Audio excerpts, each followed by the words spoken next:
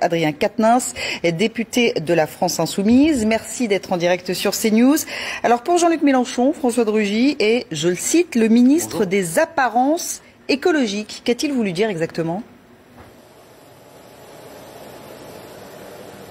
Bien, il voulait dire finalement ce que nous a dit Nicolas Hulot lorsqu'il a démissionné, c'est-à-dire que l'écologie n'a pas besoin qu'on change de ministre, elle a besoin qu'on change de système. Par conséquent, les postes, les personnages sont interchangeables, mais tant que la trajectoire profonde qui est suivie par ce gouvernement, à savoir le libéralisme économique, qui organise le déménagement permanent du monde, qui organise la compétition de tous contre tous, qui organise le fait que la seule trajectoire budgétaire, ça soit de faire des économies, eh bien l'ambition écologique, le défi climatique ne pourra pas être relevé. Voilà ce que disait Jean-Luc Mélenchon. Alors après, pour le reste, il ne vous aura pas échappé que le personnage de François de Rugy n'arrive pas à la cheville de Nicolas Hulot en ce qui concerne la cohérence écologique. C'est-à-dire que vous avez quand même quelqu'un qui est passé en un temps record de la coprésidence du groupe parlementaire Europe Écologie Les Verts à l'Assemblée nationale, candidat ensuite à la primaire de gauche, puis ensuite soutien de Benoît Hamon, avant enfin de rejoindre Emmanuel Macron.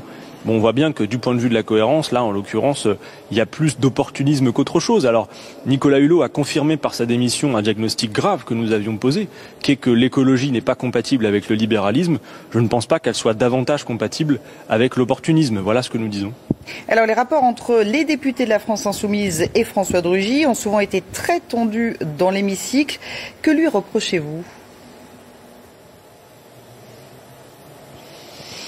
Pas grand-chose, sinon d'avoir parfois manqué à son rôle de président de l'Assemblée nationale, c'est-à-dire le fait d'être quand même le garant du bon fonctionnement de nos débats et d'être relativement impartial dans ses prises de position.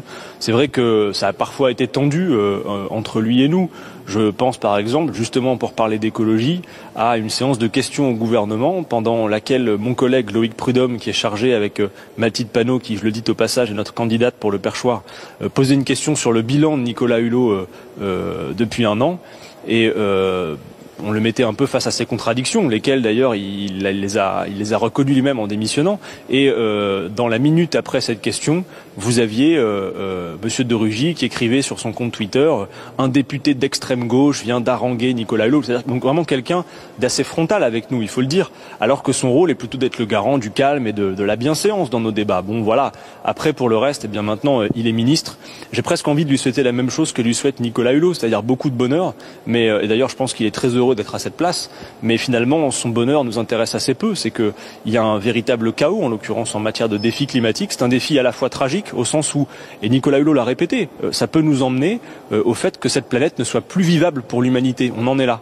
Et en même temps, j'ai envie de vous dire, à cette heure encore, et notamment dans notre pays, ça peut être un défi formidable et enthousiasmant, parce que voyez-vous, faire la planification écologique que nous appelons de nos voeux à la France Insoumise, ça veut dire faire bifurquer tout notre modèle, organiser les conditions de la production, de la consommation, de la distribution, de manière écologique. C'est aussi enthousiasmant, vous savez, le modèle de planification écologique que propose la France Insoumise, c'est un modèle intensif en emploi. Je prendrai juste l'exemple de l'agriculture. Figurez-vous que faire bifurquer notre modèle agricole d'un modèle qui aujourd'hui est intensif en pesticides et en produits chimiques à un modèle paysan qui serait intensif, lui, en emploi, eh bien, c'est un défi absolument passionnant. Je pense que le pays en a les capacités et qu'il serait sans doute plus intelligent de se lever le matin en se disant « je vais contribuer par mon activité à faire en sorte qu'on solde ce défi écologique » plutôt que de se lever le matin, comme on demande de le faire à tous les Français aujourd'hui, pour aller faire quoi, s'il vous plaît? La compétition généralisée, la concurrence libre et non faussée, avec un sens finalement assez dépourvu, en fait, en réalité. Alors vous venez de nous confirmer il y a quelques instants que la France Insoumise allait présenter Mathilde Panot, 29 ans, pour succéder à François de Rugy au poste de président de l'Assemblée nationale. Ce serait une femme, et une femme surtout, ce serait une première. Et oui, et je pense que ce serait pour le coup dans la ligne de ce que souhaitait Emmanuel Macron, qui, vous le souvenez, dans sa campagne, a beaucoup parlé autour de cette grande cause de l'égalité femmes-hommes. Aujourd'hui, force est de constater que, notamment, eh bien, effectivement, parmi les principaux personnages de l'État, il n'y a pas de femmes. Et en l'occurrence, la présidence de l'Assemblée nationale, c'est tout de même le 4e personnage de l'État. Et nous estimons que ce serait effectivement un très bon signal envoyé, que ce soit une femme qui occupe ce poste. Et c'est la raison pour laquelle nous sommes fiers de présenter présenté ma collègue Mathilde Panot. Alors après, il faut poser la question aux députés de La République En Marche de savoir s'ils sont toujours encore dans cette nouvelle année animés par une logique plutôt boutiquière qui a été la leur dans cette première année, ou ils sont soucieux d'un signal que nous pourrions, un signal fort que nous pourrions envoyer tous ensemble. Voyez-vous, nous ne faisons pas une opposition de principe. Nous, on s'oppose sur le contenu lorsqu'on est en désaccord, mais je pense qu'on pourrait avoir des points d'accord, par exemple sur ce point que le perchoir pourrait être occupé par une femme, ce qui serait vraiment tout à fait souhaitable, voire même, je le dirais, nécessaire. 29 ans, ce n'est pas un peu jeune pour endosser ce genre de responsabilité ? Je ne sais pas, est-ce que 39 ans, ça vous paraît jeune pour être président de la République? Non, mais voyez bien qu'en fait, la jeunesse se mesure... Il n'y a pas de jeunisme à faire. Vous voyez, il y a des gens qui sont jeunes, qui sont très compétents. Je vais m'exclure volontairement de ce panier, mais voyez bien que parmi les 577 députés qu'il y a là, et vous l'aviez en tant qu'observateur de la vie politique plutôt salué, il y a eu un rajeunissement. Et ça ne veut pas dire que nous sommes moins compétents. Et là, j'inclus les députés de tous bords, j'ai envie de dire. On a des gens qui sont au travail, qui ont fait cette démonstration. Vous savez, ceux qui sont très compétents, avant de l'être, ont fait comme tout le monde, hein, ils ont appris.